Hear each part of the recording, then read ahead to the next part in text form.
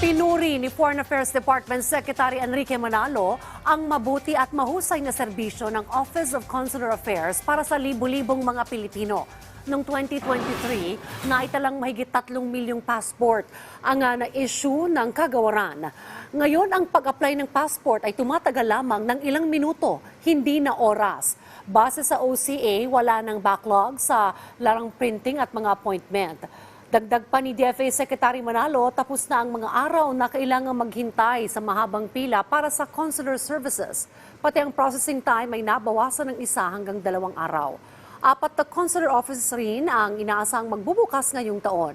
Pinaalala rin ng DFA na wala namang kota pagdating sa pag-i-issue ng visa.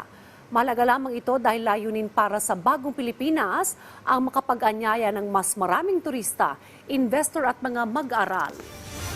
Expressing sincere gratitude and congratulations to the tireless and dedicated personnel of OCA who consistently go above and beyond the call of duty to make a positive impact on the lives of countless Filipinos. Mabilis, magalang, at may malasakit. Our colleagues at OCA exemplify the highest standards of public service that is the hallmark of the Department of Foreign Affairs.